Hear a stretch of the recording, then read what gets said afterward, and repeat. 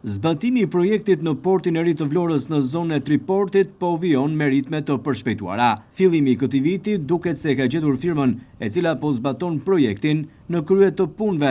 Kjo fal edhe kërkesës nga porti detar i Vlorës, por edhe nga qeveria shqiptare, me qëllim që projekti të përfundojë në një kohë sa më të shpejtë. Ky port do të jetë i integruar, ku do të përfshijë njëkohësisht portin e pasagjerëve, por edhe portin e peshkimit, ndërsa investimi është me një fond të konsiderueshëm nga buxheti i shtetit. Edhe nisja këtij muaji, pra marsi, e ka gjetur këtë projekt në zbatim me ritme, ndërsa fundi vitit kaluar i pezulloi punimet për shkak se firma e cila është angazhuar në këtë projekt po punonte për zbatimin e projektit Unazës së Madhe në Tiranë, por duket se qeveria shqiptare dhe porti detar i Vlorës i kanë kërkuar firmës të nisë zbatimin me ritme të këtij projekti, me qëllim që porti i pasagjerëve të jetë i përfunduar brenda fateve të përcaktuara. Dallkthyes, por edhe kalata, pjesë e këtij investimi të rëndësishëm, ashtu si kundër edhe një terminal i ri pasagjerësh. Porti do të ketë kapacitete më të mëdha përpunuese se porti aktual i Vlorës,